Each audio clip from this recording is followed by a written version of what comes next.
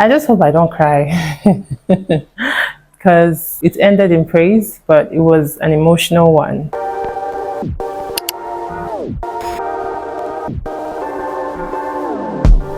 Hey guys, welcome back to my channel. And today I'll be sharing my fertility journey with you. I just hope I don't cry because it ended in praise, but it was an emotional one. It's going to be very long, so bear with me. I'm going to start from the day I got married or before I got married, and there are many lessons to take away from my story. So this is my story. So I got married on the 15th of July 2017, which is almost 7 years ago. And before I got married, I experienced so much. Before I continue, a lot of TMIs, okay? Lots. So bear with me. So I experienced very painful periods, quite painful and very heavy. At that point, it was even abnormal that it was that heavy. At some point, I got used to it. It was just one of those things. And every month, I dread to see my period because it was always very painful. My grandmother told me that. She said, once you get married and give birth, the period will stop. So out of everything in the world, one thing I wanted most was just to get married so that I could stop going through painful periods. After a while, a few months before my wedding, I felt like a tiny growth in my stomach. I didn't know what it was. I just noticed that when I lie down, I would feel like a bump because I was very slim then and I had really flat tummy. So it was pretty obvious that there was something there. I told my mom. She said, cause it to die from its root. I said, okay, let me cause it to die from its root. It was just a casual thing and I just let it go. Then I got married. I wanted to get pregnant.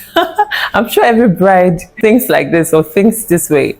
For me, remember they told me that once I give birth, the period will stop. So the only thing I wanted was to get pregnant. So I wanted to get pregnant on my wedding night.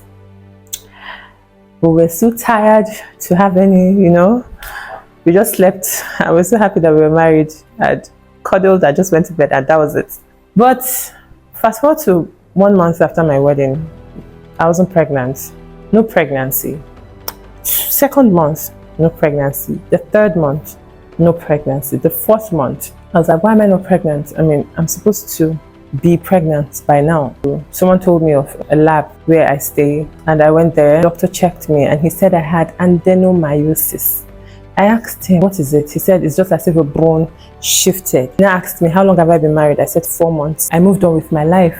I was thinking that growth was fibroid. The growth was still there, but for the doctor to tell me it was adenomyosis, it wasn't fibroid, I was somewhat relieved, I never knew adenomyosis was even worse. I moved on with my life. After a while, I started putting on weight. Not so much, just as per someone who's skinny, when you start putting on weight, it shows. So I started putting on weight, my tummy started getting big. And then when people see me, they'll be like, oh, I'm a church girl. So we hear, Sister Zoe, congratulations. Congratulations. I'm not pregnant. Well, thank you. I move on with my life. I think in 2018, after 1 year, my husband and I decided to go to a more established lab. I got there and they did their scan and everything. They found that it was fibroid. Now there in that lab, they don't explain anything to you except you pay for a consulting fee to see the doctor in the lab. So I took my lab results. There was a hospital close to my house. I went there and the doctor explained to me that the fibroid was as big as an orange. That was in 2018, early 2018. And I was like, I thought that doctor said it was adenomyosis. Where's this fibroid coming from? Where? I was still experiencing very, very painful periods. At this point, it was now really, really, really bad. Like to the point I stopped using sanitary pads. I started using baby diaper. It got to that point because sanitary pads couldn't hold it anymore. So I started using baby diaper. Well, I still moved on with my life because I hated the hospital and nobody would tell me to go and do any surgery.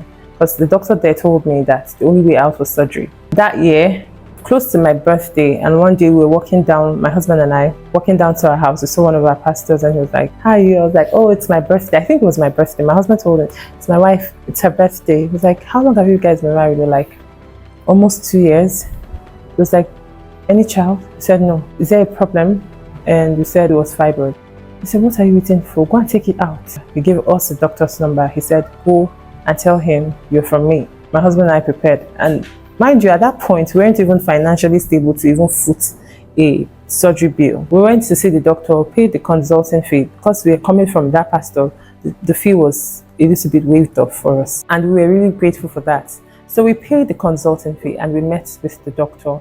And then after checking me, he said the fibroid was as big as a 5-month-old baby. So see the difference from an orange to a 5-month-old baby. No wonder people thought I was pregnant. I was always bloated.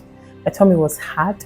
So a lot of people would see me and tell me congratulations. And it really, really hurt my feelings, because these people didn't even know half of what I was going through every month, how much blood I lose every month, how painful my period was. Well, the doctor said that we had to do a surgery. And I think at that time, the surgery was about 450,000. We didn't have that money at all. I left the hospital that day with my husband feeling really sad, feeling really, really sad. Like, why do I even have to go through this? In fact, I don't even want a surgery. I've never ever slept in a hospital. I think the last time I slept in the hospital was when I was born. I never liked the hospital. So someone telling me to go and do a surgery, no, come on.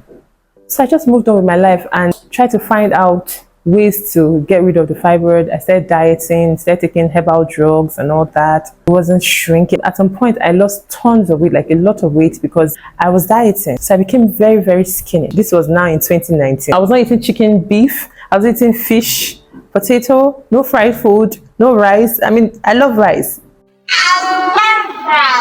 I mean, even weight loss does not stop you from eating rice. For me to stop eating rice, you should know that at that point, I was really, really serious about getting rid of the fibroid. But when the lockdown eased up a little, I went to the hospital again to do another scan. This was after 3 to 4 months of dieting. Got to the hospital, got my scan result. And at this point, the fibroid had tripled. It now had babies. There were lots and lots of them. I remember that time we were hosting service from church during the lockdown, and I just broke down and I cried.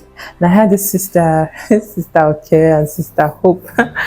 And then they were like, what's going on? And I told them. They encouraged me, and I moved on until I think after the lockdown. Now this was still in 2020, around June-ish, just before our anniversary in 2020. No, in August, after my anniversary.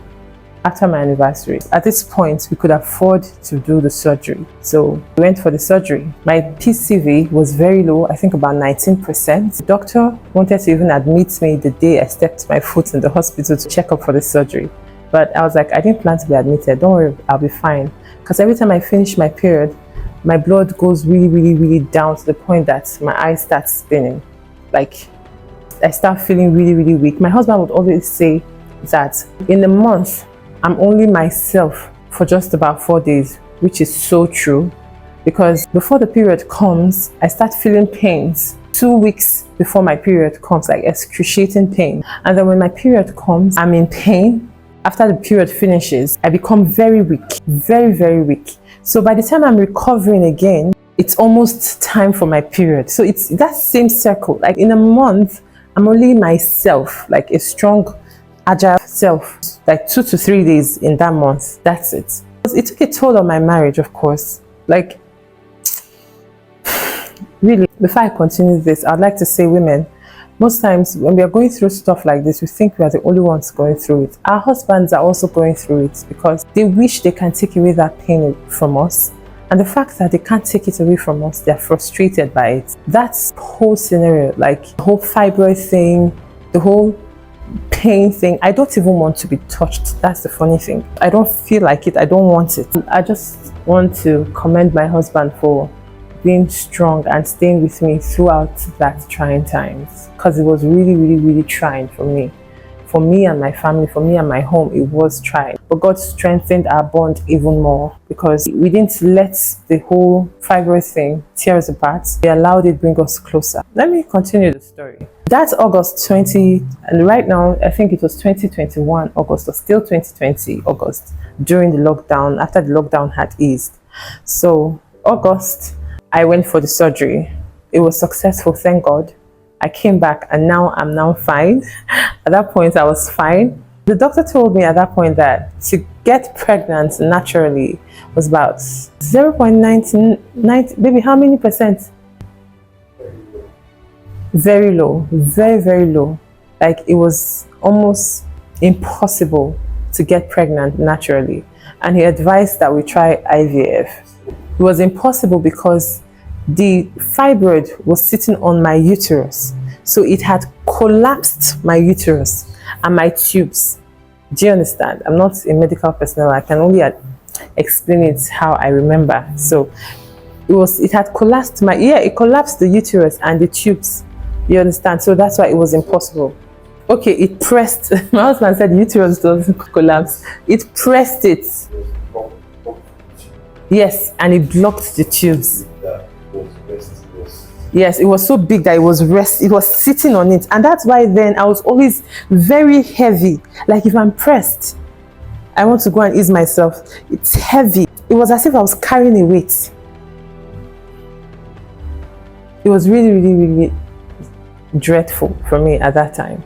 After we took away the fibroid, I refused to see it with my eyes. My husband saw it and he explained how big it was and how it was like small eggs, like potato. Okay, half basket of Irish potatoes. That's what my husband said it was, because I refused to look at it. After we took it out, because the doctor said it was not possible for us to get pregnant naturally, we were still trying to get pregnant naturally. At that point, I was just happy to be free from heavy periods. My period will last for about 3 to 5 days and I'll be so excited because before now, 2 weeks, I'm still on one period. I'm still on one period, 2 weeks. But this one, 3 days, 4 days, 5 days, ooh, and I'm so excited. So I was just, enjoying being free from fibroid. And I started putting on weight. I'm going to actually post pictures, show you guys how I looked. I think I still have pictures. I started putting on weight, healthy weight. My husband said healthy weight is here. Well, I was just happy being free from everything and just living my life. In 2022, yes, before, I think it was around, because my husband's birthday was in June 12th, I think he was turning 40. So we started the IVF procedure. Before now, my husband wasn't open to the idea of IVF, but after trying everything, I started praying to God. Another thing again, women, we need to have wisdom on how to communicate with and to our husbands. Because after the doctor said we should try IVF, I started telling him. So I'll tell him, baby, why don't you do IVF? No.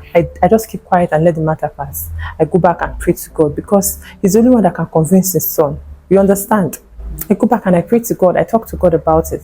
And I come back again, baby, let's try IVF. No. So one day, my husband opened his mouth and said, baby, let's go for IVF. I was like, really? He said, yes. I said, are you sure? He said, yes. I was like, yay! I was so excited. So we went to the hospital and we started the IVF procedure. So the fibroid operation was in 2020. So we went to the hospital early June 2021. After the procedure, the injection they'll give you in your tummy, IVF is another emotional road entirely. It is. I remember then before the IVF, I stopped posting on social media. If I wanted to post a picture, it would just be my face, because a full picture will show the bulge for the fibroid, the bulge there. So I didn't want any wandering eyes, and that's another way I could protect my sanity from people congratulating me, even though I know that it was coming from a good place. Okay, so back to the IVF route. You know that I was excited about it because it meant that I could carry my own babies. You understand? So in that 2021 that we went for IVF, it was close to my husband's 40th birthday, and I was really excited because my husband is a wonderful person. Even though he's looking at me as I'm making this video, I'm not saying it because he's staring at me. I'm saying it because it's the truth. He was a teacher in children's church. The children adored him. They loved him. So it was more like, God, even though you will not give me a child for me, please give me a child for my husband. I know I prayed that prayer one time. I was like, okay, if I did anything wrong, if there's anything I did wrong, forgive me, not for me, but for my husband. I wanted him to be a father on his 40th birthday, should hear the news that I'm pregnant. And another thing you take away from my journey is when you want to go through IVF, try and keep it a secret. Don't tell everybody. Let people just see the results, which is pregnancy. The first one, I was so excited, I didn't keep it a secret. I told a few people. Who told a few people? Who told a few people? When somebody who I did not even tell asked me, she was like, did IVF? I was like, how did you know? So imagine the shock when she asked me, because I know I did not tell her. I know I did not tell her. You see why I say just keep it a secret. So it's important to keep the IVF process is secret for your sanity. On the day we were supposed to go to the hospital to find out the date the IVF was going to be, it was on his birthday and it was on a Saturday. I had already planned things. I planned to go to one really cute restaurant, you know. I'd already booked a reservation. And then when we got to the hospital, I was told that there was ovarian cyst and it had to be drained immediately that day. So that means my plan scattered. The birthday plans scattered. Okay, so we're supposed to start the IVF procedure today, but just left the doctor's place and he said he discovered ovarian cysts on my left ovary and we'll have to drain it today. So we're going back in a few hours to drain it. So we went to the church anyway because he was one of the choir coordinators. There were 2 choir coordinators then, my husband and one other sister. And then we went to the church and just to celebrate his birthday and be there for the rehearsals. In the midst of the rehearsals, when the choir wanted to pray for him, the sister, okay, which was the second choir coordinator, asked that I joined my husband. And we knelt down, the choir prayed because I was worried. The fact that I did fibroid surgery, I was awake when they were doing this one. They will close my eyes. Might be a minor surgery, but I was worried because my eyes will be closed. I'll be sleeping. Minor or not, I was terrified. When the choir prayed for us, and by the time the choir was done praying, it was as if a heavy burden was lifted off of me. I felt light. I felt encouraged. I felt bold enough to go for the minor surgery. So by the time we went for it and they drained it, after a while, we went back to find out the dates. So going for the IVF procedure, I didn't know what to do. I had no idea, like no knowledge at all. I don't even know why I did not even study or do a research about it or anything. I had no knowledge. In my mind, by the time they put the embryo inside me, like that, I don't turn to pregnant woman. That's what I thought. But it was wrong. The extraction of eggs, thank God, I had so much. I had about 11 eggs extracted, healthy eggs extracted. And then by the time they finished extracting the eggs, I felt so much pain on my waist. My waist was so heavy. By the time I went for the embryo implants, I did all the wrong things. I drank tea. In fact, from the moment we left the hospital after the implants, we came back home. That's the embryo transfer. I don't know what they call it. I've forgotten what they call it. Embryo implant or embryo transfer. Embryo transfer. I had a very, very, very hot bath. Wrong. I wasn't supposed to. I drank hot tea. I took pineapple. I took a lot of things. Apples. Oh God. There's nothing I did not eat. I was just eating. Then I think after the transfer was a few days later was our anniversary. I drank wine. Wrong. I was not supposed to. I didn't know what to do. I didn't know what to eat.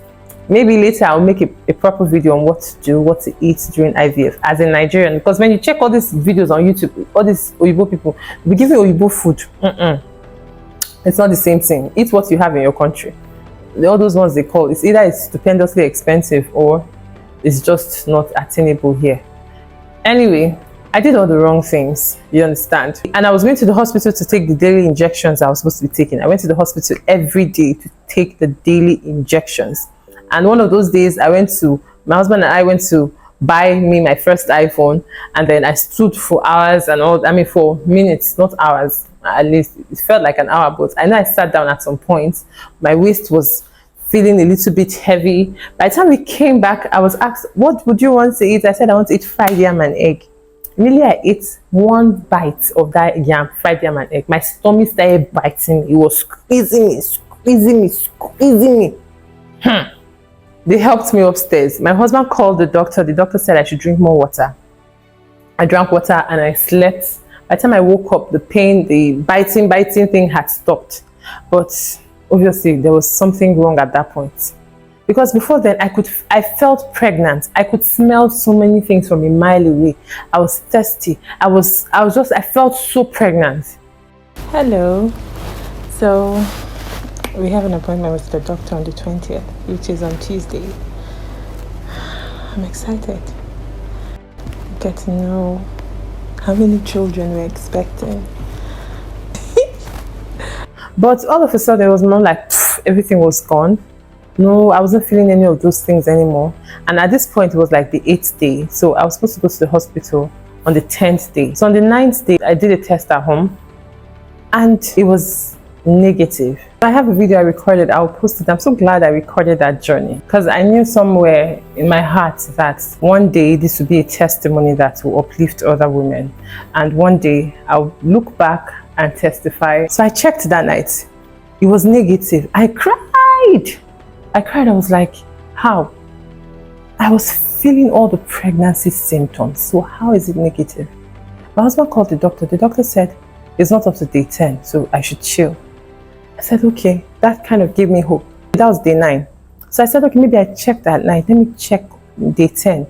I could not sleep all through the night. I kept tossing and turning. Once it was 4 a.m., bam, I got up, I picked the pregnancy test kit. I checked again.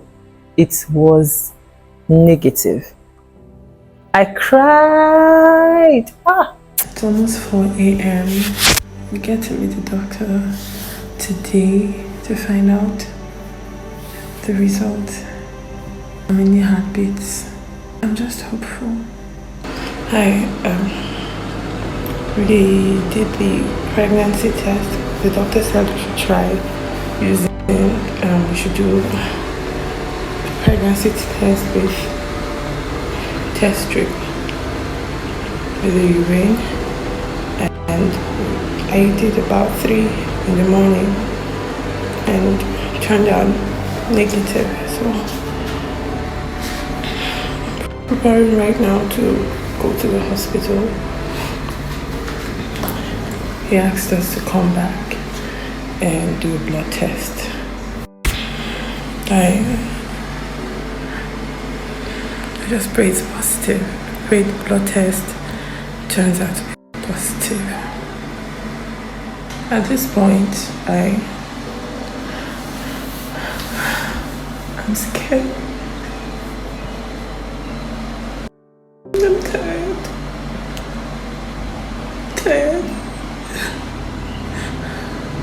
But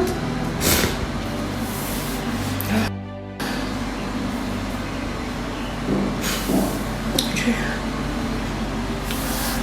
Let me just have my bath and go to the hospital. And I hope that it's positive, because I don't know how to take it. It's something negative. I don't know how to take it. I'm tired.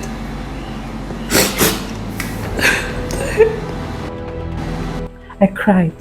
I asked God questions. I was like, why? Why am I going through this? I said, okay, I'm supposed to go to the hospital for a blood test. Maybe the test kit could not pick the positive from the urine. Let me go to the hospital and they will draw from my blood and they will check. I'm sure that will be positive. That's what I told myself. I picked up myself, had my bath. With my husband and I, we went to the hospital. I was already wearing sunglasses. My eyes were red. Got to the hospital. They were like, Madam Zoe, calm down. I said, you guys just take this blood and check, please. They took the blood and the lab scientist came back and said, slightly positive. Which one is slightly positive? Hey, the doctor said, if it is there, it's there. If it's not there, it's not there. Take it again. They took another, I think he took another sample of that same blood. So I was like, I told my husband, let's just drive around. Let's drive around. By the time we come back, we'll see the results. We drove around. By the time we came back, they gave me the news. It was negative. It was negative. We entered inside the car. I cried. My husband just held me. He said, let it out. I wailed. I did not cry. I wailed. I cried. I said, God, why? Why am I going through this? What did I do? I cried. My husband tried so hard to comfort me, and at the point he left. Maybe he left the car. I made another video. You will see it. I look terrible. Well, we checked blood test and came out negative. I'm just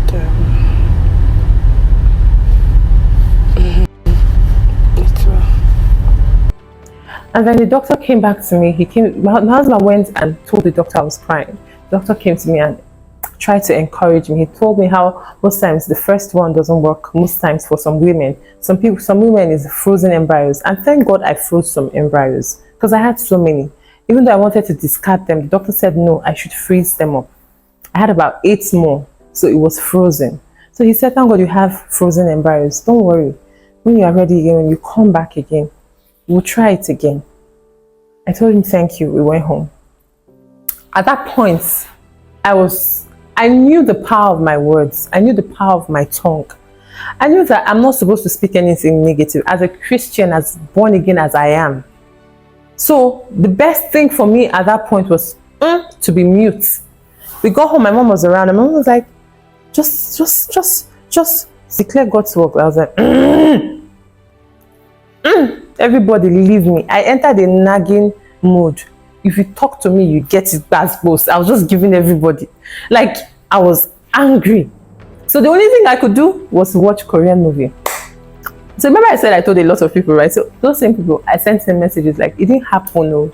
But we give God all the praise. It will end in praise. That's what I sent. So my friend Uwa called me and she said, I'm coming to you. I'm coming to see you now. I said, no, don't come because I don't want to see anybody. If I see you, I will cry. And I don't want to cry. I'm tired of crying. She said, no, if you like, don't see me, but I'm coming to pray. I said, I don't feel like praying. She said, no, I'm going to pray. If you don't want to join me, no problem. You can stay upstairs. I will pray. I said, okay. She came and I went downstairs to see her. And then she started praying. So I just laid down on the couch. She was praying in tongues. Uwa prayed and prayed for almost an hour. Uwa was blasting in tongues. She was blasting in tongues. And then my other friend Mary came and joined. They were both praying. So at some point, I was uncomfortable lying down, so I sat up and I started praying in tongues too. Then after a while, I felt this burden. I felt a bit free in my spirit. And I remember that day there was like I think a Thanksgiving something, or it was just a praise night or so in the church.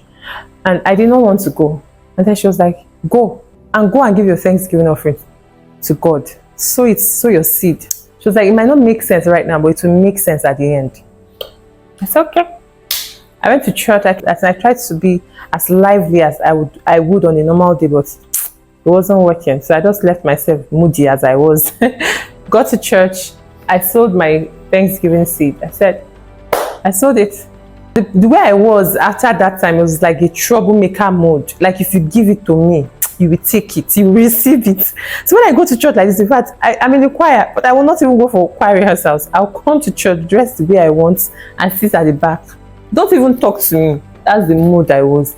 And I guess they got the memo because somebody spoke to me. So, but I continued like that for a while. But after a while, I got myself back. I started, integrating more into things I would normally do.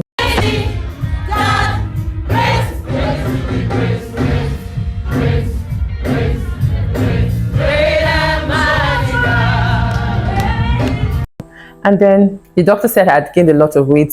I think at that point I was my biggest. I was weighing 92 kg or so. So he said I had to lose some of the weight. I started exercising, then stopped exercising. I just started doing intermittent fasting. And I was able to drop from 91 to 81 kg. I wanted to be at 80 or 81. So at this time around, we were ready for the second IVF. I remember that day, as they had also made me an assistant choir coordinator. So I told my choir director at that time, I said, I'll be traveling, no. She said, I said, how long? I said, I don't know. I want to go and see my mother-in-law. It's been long, so I might stay for a while. And that place, that area, network not there. You might not try to reach me, might not go. I'll be traveling. She said, okay, this is your travel. I said, yes, so that's how I see it's my sister. This time around, the first time I told a lot of people, this time around, I did not tell a soul. The only soul that knew was my mother, my husband, and moi. I didn't even tell my only sister because the first time I told her, after I failed, she cried. So I didn't want to put her through that emotions again. So I said, I'm not going to tell her until when it clicks. You can't touch me. You can't hold me.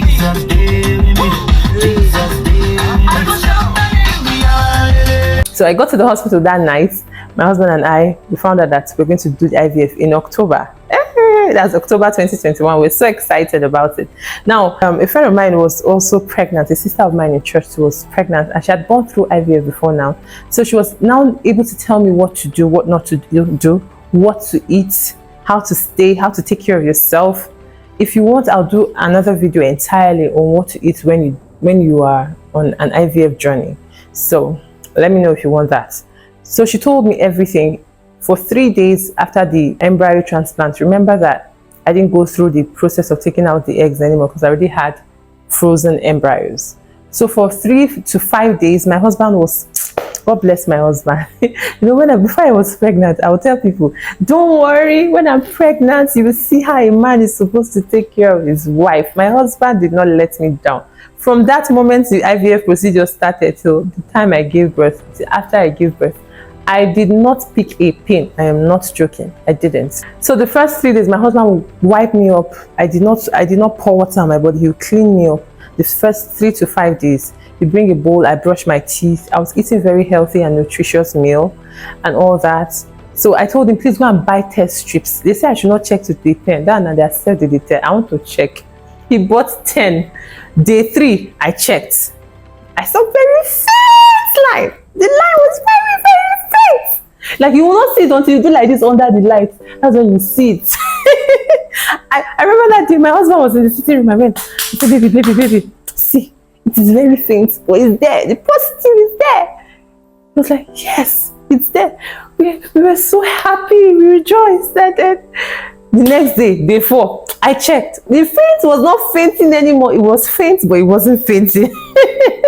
So on the 5th day, the faint was showing small. I couldn't hold it anymore. I picked up my phone and I took a picture and I sent to my sister. I was like, see, where are you? She said, I'm in the market. Hey, hold on, let me get home. On the 6th day, I checked again. This time around, it was slightly obvious. On the 7th day, I checked again and it was obvious. On the 8th day, I checked. It was showing. On the 9th day, it was red. This kind of red, I have never seen it before. I will show you guys a picture, don't worry. It was very, very red. You know, I was supposed to go to the hospital on the 10th day, but I couldn't wait anymore. I took a picture and we sent it to the doctor. The doctor said, you have carried belly. You're pregnant.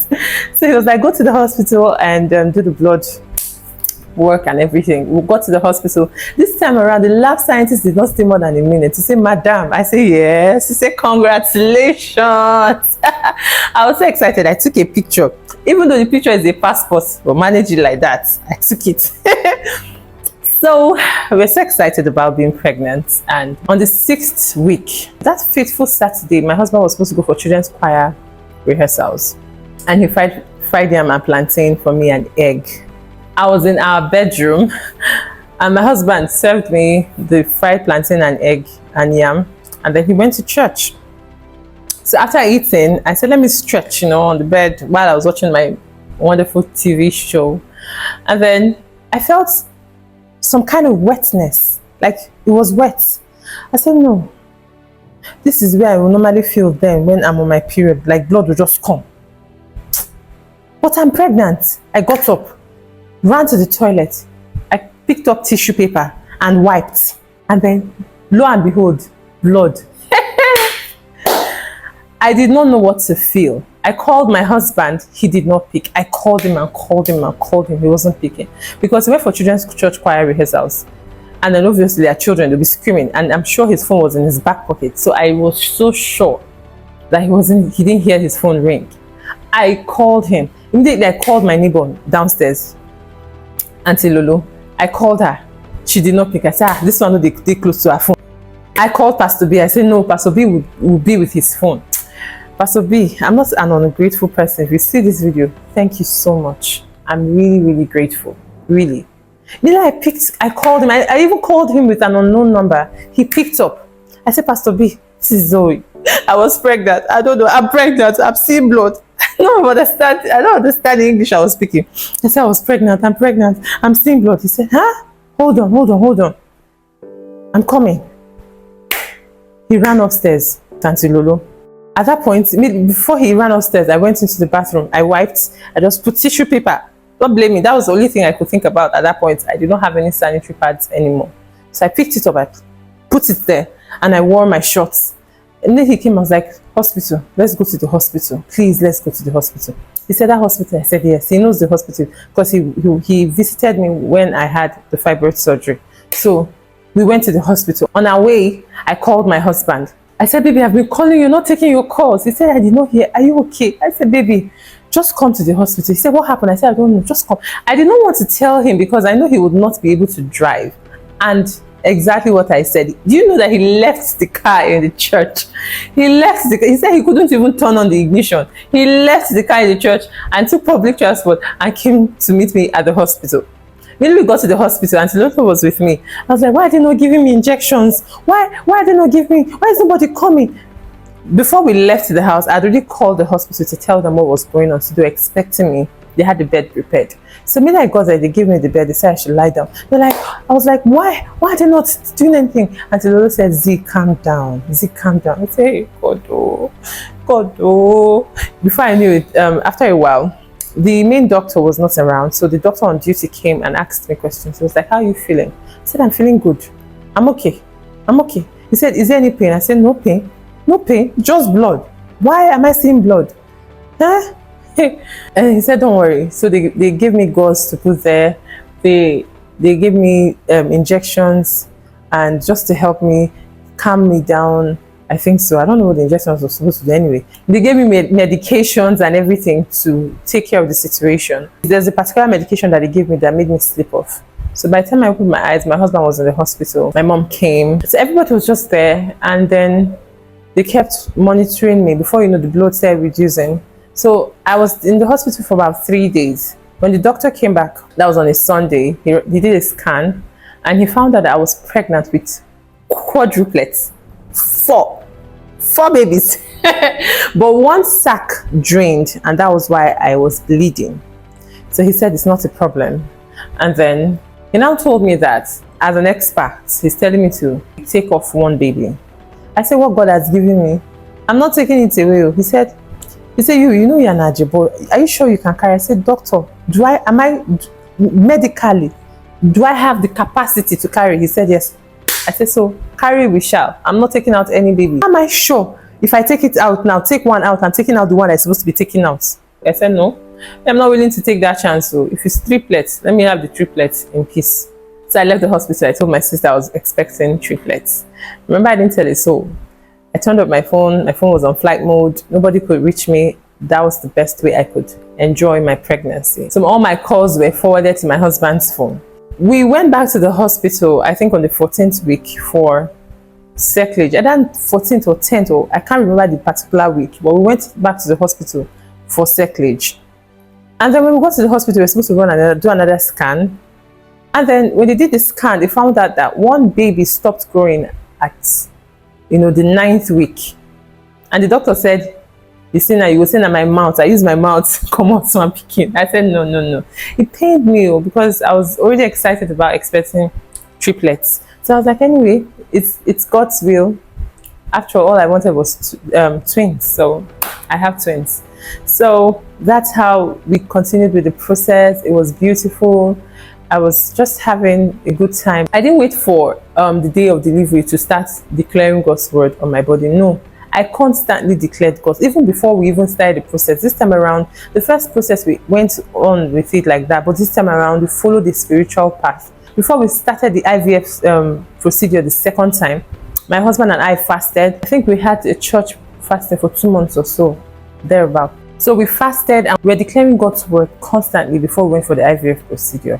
After the IVF procedure, we confirmed we were pregnant. We continued. We didn't stop. So like I said, supernatural childbirth, if you have that book, you need it. That confession, very important. Rose of Sharon of Christ Embassy, if you can get your hands on it, please do. So we were constantly declaring God's word on the babies. We did not wait. Every day I would declare God's word. The day I wasn't feeling like it, my husband would lay hands to and declare God's word. You will sleep.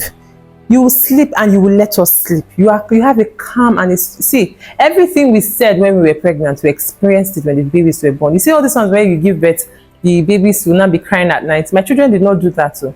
I said, you will sleep at night and you will let us sleep. You have a calm and a peaceful spirit. We declared God's word constantly on the boys. Well, they were boys. They are boys. So later on, we confirmed the sex of the babies and we found out that we're expecting 2 boys. 2 boys. We're so excited. I remember the day we went to do baby shopping. I think I was 5 months old. We went for baby shopping. My husband was, me right from time before now. I'm not somebody who, have you seen a woman that doesn't like shopping? That's me. Any kind of shopping, be it groceries, be it clothes.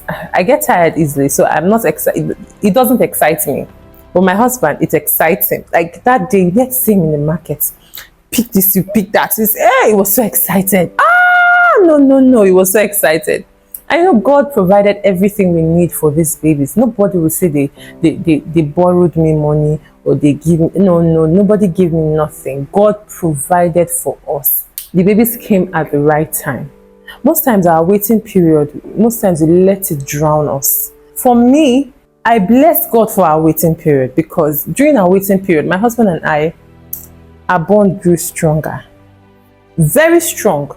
We fostered a very, very strong bond that even after children, having kids, it did not change anything. Because most times when you have kids, everybody's attention is on the children. So you just realize that you're drifting apart, like slowly. It did not change anything for us.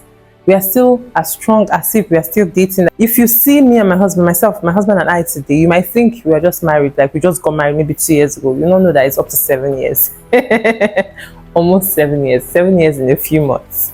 After the 6 weeks crisis, we didn't have any other crisis. We did not. We did not. It was a beautiful pregnancy. God was there for us every step of the way. We enjoyed it. We basked in the glory of being pregnant. I don't regret cutting everyone that I cut off. No, I don't. It was the best thing for me at that time. It was great for my sanity to just be in that controlled environment. After a while, I started reaching out to a few people, just very few, not more than a handful, to tell them, oh yeah, I'm pregnant now. They come and see me. Just a few people. While I was pregnant and hiding, someone caught me in the shopping mall. This person, it was her husband that caught us. I was always yabbing his wife. When I see her when she's pregnant, I say, see your big nose. See your big nose. See your big nose. And when he saw me, he was like, I will tell my wife, man, pregnancy did some things to me. I will show you pictures. It did a lot of, as in, acne on my chest, acne on my back, acne everywhere, neck. I did not understand. Oh my God, my body is still recovering from it. But I'm really, really grateful overall, like, for the experience. For me to have experienced pregnancy, that alone is miraculous in itself. Never did I give up on, the thought of being a mother. I knew that one day it was going to happen for me. I did not give up, but still, I'm grateful to God. And I want to use this opportunity to encourage every woman waiting. Don't give up. I know it's hard. It is very hard. If I say I don't know, I'll be lying. It's one of the hardest things in the world to have to deal with. I know that. But stay on God's word. Some people might say, you did IVF. It is not a miracle. Come, please, hold that thought to yourself. It is a big miracle. Because people do IVF first, second, the third, the 10th, 11th, 12th, 14th, 15th time. It doesn't work. But it worked for me. It is a big miracle. That my boys came out of me alive. Big miracle. Because when I gave birth, one of the twins wasn't crying. He had a cord round his neck. Do you understand? He was the first twin. He had a cord round his neck. And then he did not cry. Then he was turning blue. They had to put oxygen on his nose. And then, in fact, God protected my children. I remember that morning before the surgery, because I gave birth through cesarean. That morning, the nurses were looking for a heartbeat. And they were worried. I could see the worry over their face. I said, it's a lie. My children are fine. They are okay. But I'm so glad. The way the birth even happened, I gave birth to my children on my husband's birthday. Though he had always wanted it to be that way, but the doctor said no, he didn't want a Sunday delivery. He told me it was going to be like on a Tuesday, on the 14th. So when we went to check up on Saturday, on the 11th, he said, we'll just do this thing tomorrow. We'll do one tomorrow. I was like, make me choose that we wait for Tuesday. Make me choose that we wait for Tuesday. We could do one tomorrow. I was like, see, and we had not even packed we bought the clothes and everything was clean, yes, but we had not even arranged them in the boxes. Somehow we were just waiting for maybe on Sunday we'll just sit down and do everything. That day, my husband quickly went to drop me off at my mom's, called my mom that it is tomorrow, that thing we were waiting for, now tomorrow it happen. We went home, packed everything, arranged everything, packed the bags and everything. 11 p.m. we came back to the hospital. 7 a.m. I be 8 a.m. 8 a.m. I gave birth. 8:02 and 8:03, I think so. I gave birth to my beautiful bouncing baby boy. See, it is a miracle. God heard my cry. And I believe that if you're waiting, God will also, in fact, he has heard your cry. He has heard it. So just hold on your miracle. Manage your words. Hey, don't say anything. Don't say anything negative. I don't know if you can pick my husband's voice in the background. Don't say anything negative. Don't let the process of waiting, ruin your home or bring some kind of animosity into your home. Just make sure that you and your husband, you stay on God's word.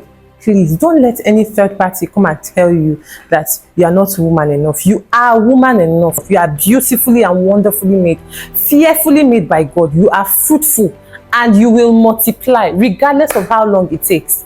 It might take a while, but you see this, it will happen for sure. If you're not sure if it's going to happen, listen to me. On the 5th year of my marriage, by the time I was celebrating my 5th anniversary, I was already a mother. When I wrote my song, All That Matters, in 2020, I said, my life as a mother. I wasn't a mother, but I was already seeing myself as a mother. My little cousin asked me, after she heard my song, the All That Matters, when I said my life as a mother, she asked me, are you a mom? I said, very soon I will be. So that was in 2020. I just did not give up on the idea that I will ever be a mom. And I hope this encourages you not to give up on the idea that you'll be a mom. No matter how long it has taken or how long it takes, it will surely happen. So hold firm on God's word. Don't give up. Don't give up. I know in the society we are in, people see IVF more like a taboo. Like people are ashamed to talk about IVF. They're ashamed to say they had an IVF. Come on. Don't let anybody make you feel like it's bad. There is nothing bad about IVF. Every good and perfect gift is from God. God gave man that idea to help women who find it difficult or due to one or two reasons to conceive naturally. God gave man that idea. So don't let anyone make you feel like you're making a wrong decision when you want to do or when you want to have an IVF. If you want to cut everybody off, please, by all means do. If you want to keep it a secret, by all means do. I kept mine a secret. I didn't go to church until the day of my baby's dedication. Do I regret doing that? Absolutely not. I do not. I stayed away because it was necessary for me at that point. Do I regret it? No. A lot of people were angry with me because some people, of course, tried to reach out. I forwarded all my calls to my husband's number. My phone was on flight mode for 9 months. It was the best decision for me at that time. It was what I wanted. It was what I could handle. It was a decision that my husband and I made. We made up our minds to keep it a secret until we gave birth. And we did. Some people found out on their own. But my own is that I kept it a secret from everybody the best way I could until the babies came out. And I was like, I told myself, they might be angry with me, but once they see that I've given birth, they'll give God all the glory. I hope that's what happened though. So don't let anybody make you feel like you're making a wrong decision, especially if you want to go for IVF. Regardless of what people say, do you, girl? Do you? Just make sure that your husband is in on it. Make sure that you both decide to go for IVF because it's actually a very, very emotional journey. Very emotional. So you need the support of your husband. You need the support of your wife. I said that to say, in case your wife is not open to IVF, you need to encourage her, okay, so that she would understand that there's nothing wrong with it. So if you need somebody to talk to, somebody to hold your hand, throughout the process, I'm here. So I'm going to put my email in the description box. Go and send me an email. Don't stall. Just like I had somebody who held my hand throughout the process, who told me what to eat, what not to eat, because she had gone through it.